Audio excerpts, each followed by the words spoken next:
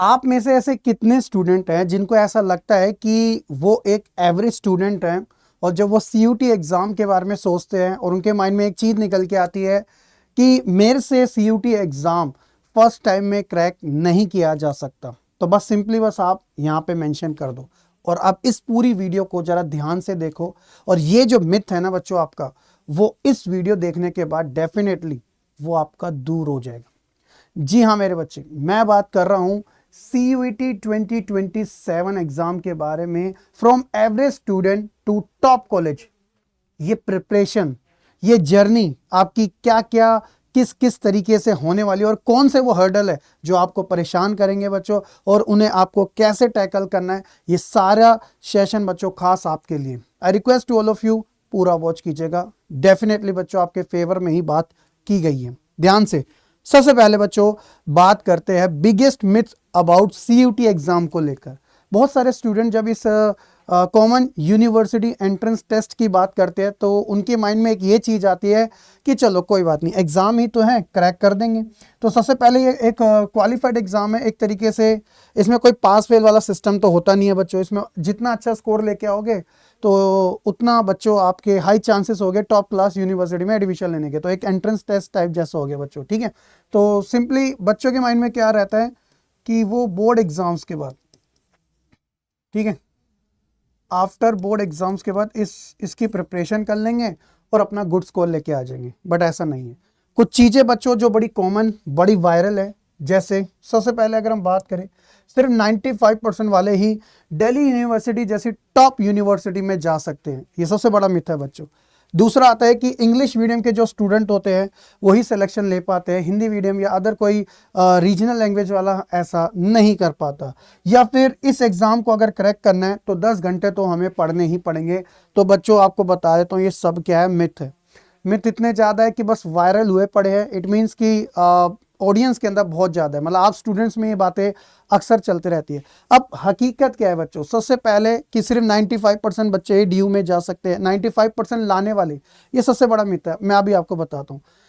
जो बच्चे ने बोर्ड एग्जाम्स के अंदर इतना स्कोर लाया था, इस बात की भी कोई गारंटी नहीं है, इस बात की भी कोई गारंटी नहीं है कि CUT जैसे कॉम्पिटिटिव एग्जाम के अंदर उसके 250 मार्क्स का पेपर होता है तो उसके एक तरीके से 250 मार्क्स ही आ जाए, या फिर उसके 230 या 240 ऐसे आए, है ना। तो इस बात की कोई गारंटी है, क्यों? क्योंकि 95% छोड़ो, अगर किसी के 40% आए और अगर अपने उसने CUT एग्जाम की प्रिपरेशन बहुत अच्छे तरीके से करी है ना, तब भी बच्चों वो अच्छा स्कोर लेके आ सकता है। बस सिर्फ इतना फर्क रहेगा कि उसको अपनी प्रिपरेशन बड़े अच्छे तरीके से करनी पड़ेगी। फिर बात आता है इंग्लिश मीडियम, तो यहाँ पे लैंग्वेज का कोई बैरियर ही नहीं है। खुद बच्चों जो CUT एग्जाम है वो क्या बोलता है, हमें लैंग्वेज का कोई बैरियर नहीं है। वो खुद आपको बोलता है कि देखो भाई 13 लैंग्वेज के ऑप्शन देता है वो आपको। तो ये तो बिल्कुल बहुत बड़ा मिथ हो गया। माना कि इंग्लिश मीडियम के बच्चे सबसे ज़्यादा एनरोल करते हैं, लेकिन लैंग्वेज का कोई इशू नहीं। Hindi medium, English medium, even regional languages खुद आप चूज कर सकते हैं बच्चों। और ये 10-10 घंटे की स्टडी से CUT एग्जाम, तो सबसे पहले CUT आपको कोई जॉब नहीं दे रहा, लेकिन आपके लिए जॉब का रास्ता, आपके बिजनेस का रास्ता बना के देता है। तो 10 घंटे नहीं, बल्कि स्मार्ट वे में स्टडी करना और एक सिस्टमेटिक तरीके से स्टडी करना, वो इंपॉर्टेंट है। पहला बच्चों आपने क्लियर कर लिया होगा। दूसरी बात आती है कि इस एग्जाम के अंदर वाई मोस्ट स्टूडेंट फेल। ये बच्चों अभी NTA ने, NTA कौन है, नेशनल टेस्टिंग एजेंसी, जो इस एग्जाम को कंडक्ट करवाती है बच्चों। इन्होंने बच्चों अपना CUT 2025 एंड CUT 2026 इसका डेटा रिलीज किया, जिसमें आप देखोगे कि 13.5 लाख बच्चे 2025 में थे और 15.5 लाख से ज़्यादा बच्चे 2026 में। तो इसका मतलब ये डेटा आगे ही बढ़ेगा। तो मैं अगर इसको 16 या 17 लाख लिख दूं अगले साल 2027 में, तो कोई गलत नहीं होगा बच्चों, क्योंकि कंपटीशन तो बढ़ता ही रहता है। तो ये बाकी सारा आप डेटा आराम से खुद पॉज करके देख लेना। तो मेरा कहने का एक मतलब सिर्फ इतना सा है कि बहुत से स्टूडेंट्स क्या है, सिर्फ एक तरीके से क्राउड समझते हो, क्राउड समझते हो बच्चों, एक तरीके से कंपटीशन को बढ़ावा देते हैं। एक्चुअल में जो क्रैक करने वाले बच्चे होते हैं ना, ये क्राउड का हिस्सा होते हैं बहुत से स्टूडेंट। और इनमें से वो बहुत स्टूडेंट होते हैं जो अपनी बोर्ड एग्जाम्स के प्रिपरेशन के बाद CUT को देना शुरू करते हैं, या फिर वो बच्चे इसी क्राउड का हिस्सा होते हैं जो कि बोर्ड्स और सीयूटी को एक जैसा समझते हैं और बोर्ड एग्जाम्स का जो लेवल है उस लेवल को मेंटेन करते हुए सीयूटी की प्रिपरेशन करते हैं। तो यहाँ पे सारी चीज़ें उनके लिए बहुत से स्टूडेंट है, क्योंकि आप ओवरऑल अगर एक चीज़ में मेरे से आंसर लेना चाहते हो तो सीयूटी एक अवेयरनेस है। जो बच्चा इस एग्ज़ाम को लेके जितना अवेयर रहेगा अपने कॉन्सेप्ट को लेके, अपने कोर्सेज़ को लेके, अपनी यूनिवर्सिटीज़ को लेके, और टाइम टू टाइम उसको अपडेटेड रहना पड़ता है इस एग्ज़ाम्स के अंदर बच्चों, तब जाके वो क्रैक कर पाता है बहुत अच्छे मार्क्स के साथ। और ये राह बिल्कुल आसान नहीं होती है बच्चों, आपको सारी चीज़ें कवर करनी पड़ती। तो इसीलिए बहुत सारे बच्चों का एक तरीके से ग्रांटेड लेना इस एग्ज़ाम को, और ये सोचना कि जो हमने 12वीं में पढ़ा था वो हम यहीं पे तो पढ़ रहे, तो क्या ही फ़र्क पड़ जाता है। फ़र्क पड़ता है बच्चों। अच्छे से अच्छे बच्चे हैं जो नहीं नंबर लेके आ पाते हैं, सिर्फ इसी गलती का शिकार हुए, तभी ये इतना ज़्यादा डेटा आपके सामने शो हो रहा है। अब सोचो 15-15 लाख बच्चे इस एग्ज़ाम को दे रहे हैं, तो कैसे सारे के सारे क्रैक कर लेंगे। क्योंकि आपको पता होना चाहिए कि हर एक यूनिवर्सिटीज़ के अंदर जो सीट होती है वो लिमिटेड होती है। अब कोई 200 नंबर वाला बच्चा और एक 900 नंबर लाने वाला बच्चा आउट ऑफ 1000, तो 200 वाला बोलेगा कि मुझे एक तरीके से दिल्ली यूनिवर्सिटी का नॉर्थ कैंपस चाहिए, और एक 900 वाला बोलेगा, तो फ़र्क है बच्चों। क्या 200 वाले को मिल सकता है? नहीं। तो उस 900 वाले ने ऐसा क्या किया कि वो इतने टॉप पोजीशन पे, और उस बच्चे ने क्या किया कि वो 200 नंबर पे रह गया? ये आपको फ़र्क समझना पड़ेगा सबसे पहले। फिर बात आती है 4 टाइप के स्टूडेंट्स की। कौन से हैं? आप मुझे बताना कि आप किस कैटेगरी में आते हो बच्चों। पहले वो स्टूडेंट जो पढ़ते ही नहीं है, ये वो बच्चे होते हैं जो हमेशा से माइंड में पढ़ रहे होते हैं, एग्जीक्यूशन इनसे नहीं हो पाता कहीं ना कहीं। दूसरे कौन से बच्चे होते हैं? रोज पढ़ते हैं लेकिन रैंडमली पढ़ते हैं। आज यूट्यूब पे ये वीडियो देख ली मोटिवेशनल, आज इस टीचर का लेक्चर देख लिया, कल इसके एमसीक्यू अटेम्प्ट कर लिए, तो पता ही नहीं है, स्ट्रक्चर वे में स्टडी हो ही नहीं रही। और याद रखिएगा, जब आप किसी भी कॉम्पिटिटिव एग्जाम में उतरो तो यहाँ पे सबसे पहले बच्चों आपको जो रैंडम स्टडी होती है ना, जो रैंडम स्टडी ये जो है, इससे बचना होता है। स्ट्रक्चर वे में पढ़ना बहुत ज़रूरी होता है। एक जगह से पढ़ो, और ये भी देखो जहाँ से पढ़ रहे हो वहाँ से क्या आपको वैल्यूएबल जो आउटपुट है वो मिल रहा है।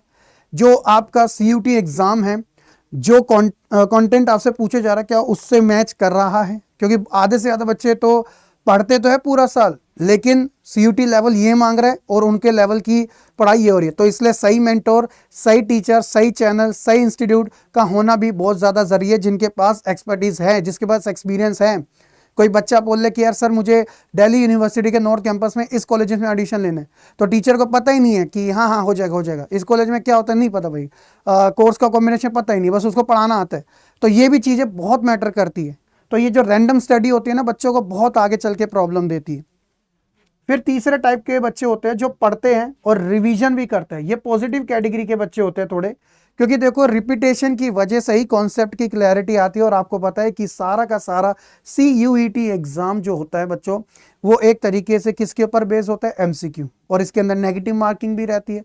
तो जिस बच्चे को कॉन्सेप्ट ऊपर ऊपर से नहीं, इन डेप्थ में है, वो बच्चा यहाँ पे खेल जाएगा। फिर बच्चे चौथी कैटेगरी के आते हैं कि स्टडी भी करते हैं, रिवीजन भी करते हैं, मॉक टेस्ट भी देते हैं, एनालिसिस भी करते हैं और इम्प्रूवमेंट भी करते हैं। तो जो फ़र्क है ना बच्चों, जो मेन फ़र्क है एक 200 नंबर वाले, 200 से 400 नंबर वाले बच्चे में, ठीक है। चलो मैं आपको यहाँ पे स्कोर ही लिख देता हूँ। मान लो कि अगर 1000 में से मार्क्स मिल रहे सीयूटी के अंदर, ठीक है, 4 सब्जेक्ट होगा, तो ये वो बच्चे होते हैं जो 200 से 300 की कैटेगरी में आते हैं। ये वो बच्चे होते हैं जो 300 से 500 की कैटेगरी में आते हैं। ये वो बच्चे होते हैं जो 500 से 700 की कैटेगरी में आते हैं। और ये वो बच्चे होते हैं जो 700 से 1000 की कैटेगरी में आते हैं। अब आप बच्चों मुझे खुद ही बता देना कि आप किस है, क्योंकि देखो ये नंबर लाने वाले बच्चों के एफर्ट भी ना उसी तरीके से होंगे। या तो ये बच्चे क्या कर सकते हैं, बहुत मेहनत करेंगे, ठीक है, लेकिन उनको कोई राह नहीं पता, मार्गदर्शन नहीं है उनके पास, बस मेहनत करते जा रहे हैं। भाई जो समुद्र में हजारों मछलियां थी, तुम वहां पे फिशिंग नहीं कर रहे हो, उस समुद्र में मेहनत करते पे लगे पड़े हो जहां पे एक भी मछली नहीं है, तो रिजल्ट भी जीरो ही आएगा, रिजल्ट भी बहुत नकारात्मक आएगा। जबकि यहाँ अगर मेहनत करोगे तो शायद यहाँ निकल सकता। तो इन बच्चों के साथ ये कंडीशन होती है। पढ़ते हैं, ऐसी बात नहीं है, रैंडम पढ़ते हैं, लेकिन पता नहीं रहता कि जो पढ़ रहे क्या उनके वो वैल्यूएबल है भी या नहीं। ये बच्चे चारों तरफ अपना माइंड घुमाते हैं। ये अपर होते हैं और ये सुपर टाइप के होते हैं। तो आपको इसी कैटेगरी का बनना है। फिर बात आती है CUT का सक्सेस फार्मूला क्या है। देखो CUT आया इसलिए गया था कि जो आप क्लास 12 के बेसिस पे अपने मार्क्स लेके आते हो और उसके बेसिस पे पहले सिलेक्शन हो जाता था, कॉलेज के अंदर कट ऑफ निकलती थी बच्चों, तो इन बैरियर को ना ब्रेक किया गया। क्यों? क्योंकि हर एक बोर्ड्स जो है अलग अलग है, कोई झारखंड है, कोई हरियाणा बोर्ड है, कोई राजस्थान बोर्ड है, कोई MP बोर्ड है, और हर बोर्ड एग्जाम जो होते हैं उनका लेवल में भी थोड़ा आपको अप एंड डाउन देखने को मिलता है। कोई ईजी होता है, कोई मॉडरेट होता है, कोई हाई लेवल के होते हैं। तो इनसे उन स्टूडेंट्स को प्रॉब्लम होती थी जिनका पेपर बड़ा टफ आता था, उनके स्कोर बड़े कम आते थे। उन बच्चों को बड़ा बेनिफिट मिलता था जिनका पेपर बहुत ईजी आ जाता था, तो वो हाई स्कोर लेके आ जाते थे, हाई परसेंटेज लेके आ जाते थे, और उसी परसेंटेज के बेसिस पे बच्चों एक क्राइटेरिया सेट हो जाता था, जिसकी ज़्यादा परसेंटेज वो अपना कॉलेज ले लेगा। अब इस चीज़ को तोड़ने के लिए, यूनिवर्सिटी में एडमिशन लेने के लिए CUT आया था कि सारे बच्चे, डजेंट मैटर वो किस बोर्ड से होंगे, एक सिंगल एग्जाम देंगे, और एक सिंगल एग्जाम के बेसिस पे बच्चों मल्टीपल यूनिवर्सिटी को टारगेट करके जो भी उनके स्कोर के बेसिस पे जहां उसको एंट्री मिलेगी वहां उसको एडमिशन मिल जाएगा। तो इसलिए इसका जो सक्सेस फार्मूला है वो बहुत ही सिंपल बट सिग्निफिकेंट है। जैसे एक तो प्रॉपर नॉलेज लेते रहो, जितनी आपको नॉलेज मिले, कि बात सिर्फ बच्चों आपकी स्टडी की नहीं होनी चाहिए, बात CUT की अवेयरनेस की भी होनी चाहिए।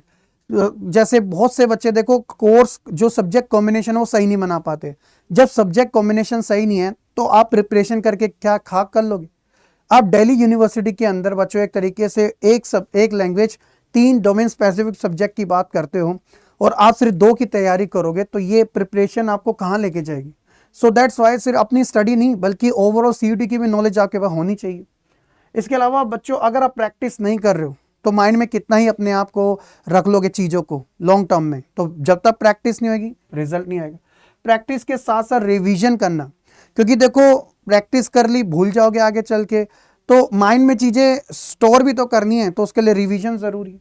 फिर आता है कि अपने आप को हम क्या करें, अपने आप को परफॉर्मेंस भी तो करना है। हाँ, तो जो हमने प्रैक्टिस करी है, जो हमने नॉलेज गेन करी है, जो हमने रिवीजन करी है, क्या वो सही है? नहीं, तो उसके लिए मॉक टेस्ट दो, और मॉक टेस्ट में बच्चों आप पता लगाओ कि आप कहाँ कहाँ पे गलत हो, एनालिसिस करो, विश्लेषण करना सीखो। ये एक बहुत ही सिंपल सिग्निफिकेंट बच्चों फॉर्मूला है जो आपको बहुत हेल्प करेगा। फिर आता है बच्चों डोंट स्टडी हार्ड। मैंने आपको बताया था एक मिथ है बच्चों, क्या है?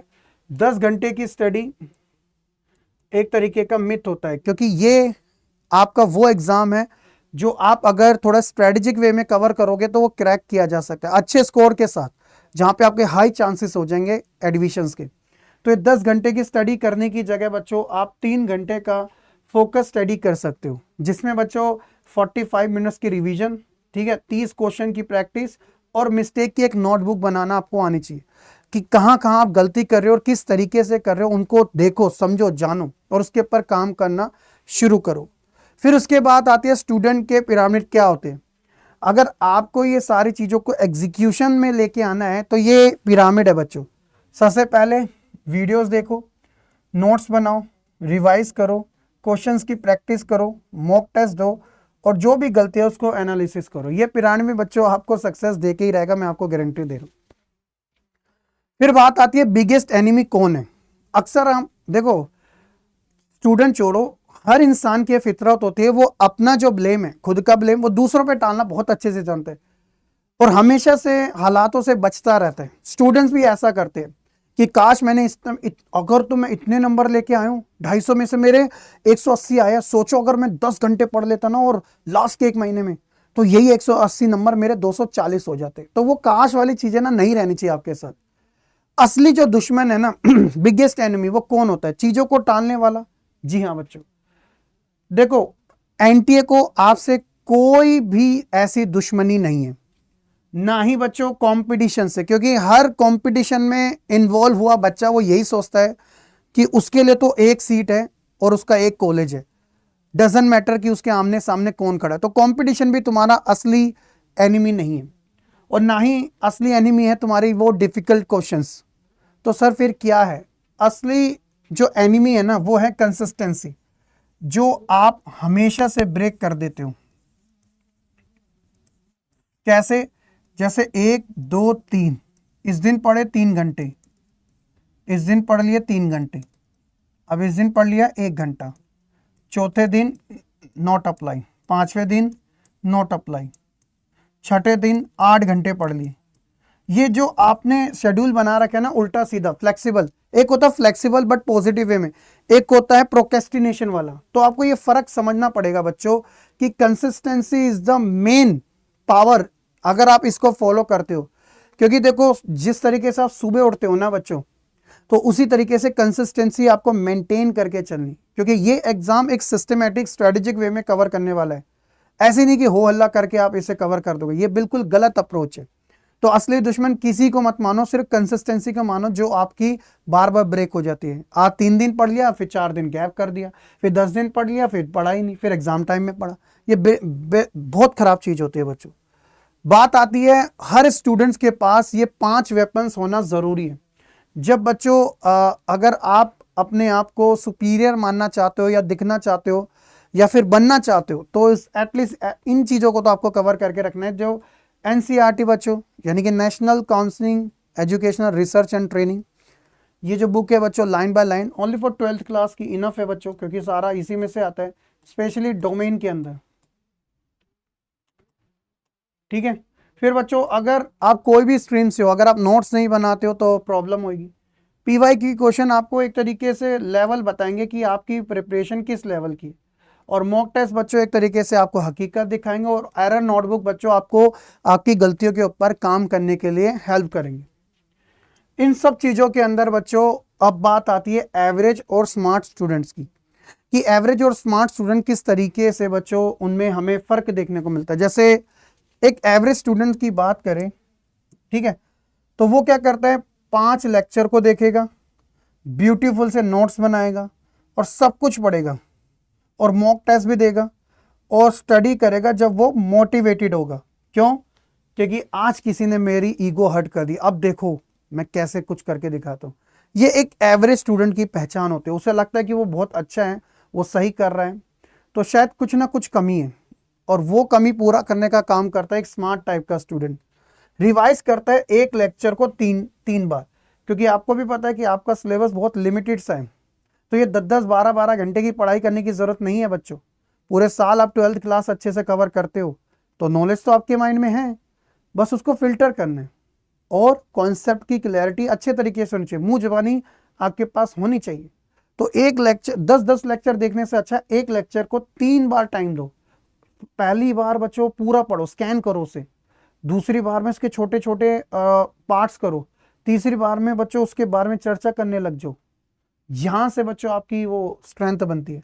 सोल्व करना, क्वेश्चंस को सोल्व करना, इंपॉर्टेंट चीजों को कवर करना, एनालाइज करना, अपने मॉक टेस्ट को स्टडी करना schedule wise.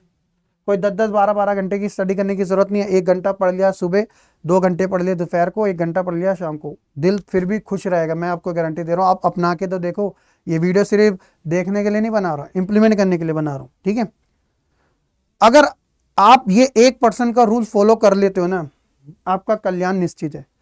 Improve just 1% every day, 365 days होते हैं ना। मैं नहीं कहता कि 100% एक ही दिन में, आज अभी इस वीडियो को देखने के बाद सब कुछ करना शुरू कर दो, नहीं, सिर्फ 1% बच्चों इनफ है आपके लिए। अपने अंदर इंप्रूवमेंट लेके आते रहो, देखना रिजल्ट कैसे बदलता रहेगा आपको।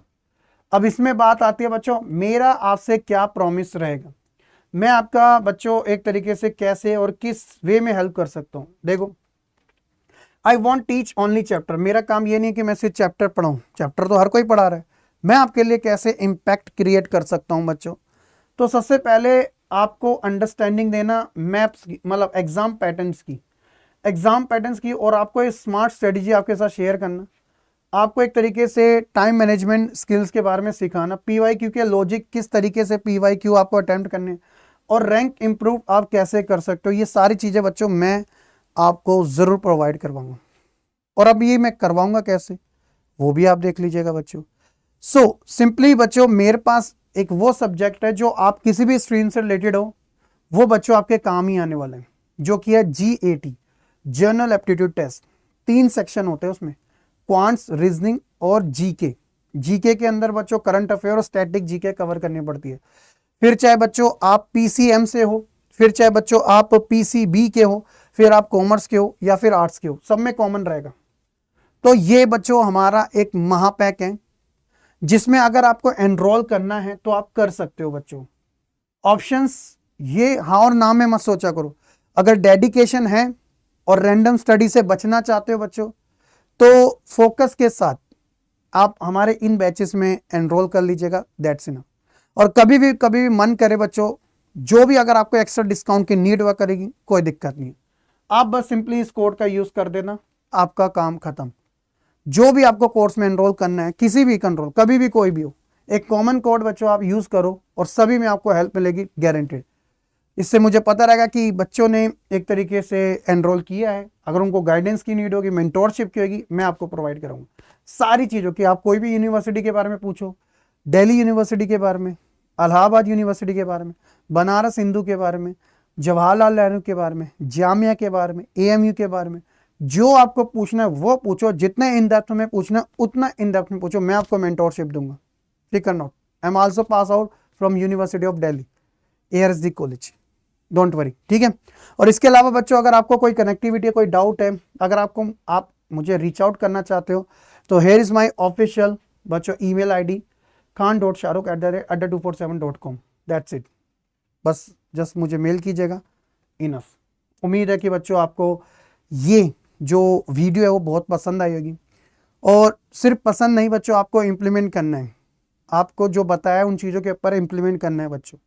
मुझे कमेंट सेक्शन में बताओ कैसा लगा आज का ये आपको प्रॉपर एक वीडियो सेक्शन, जिसमें मैंने आपको सारी चीज़ें शेयर करी। उम्मीद करता हूँ कि आपको पसंद भी आएगी, समझ भी आएगी। शेयर जरूर कर देना और कमेंट फीडबैक के तौर पे ज़रूर ड्रॉप करके जाना। बहुत बहुत शुक्रिया आपका।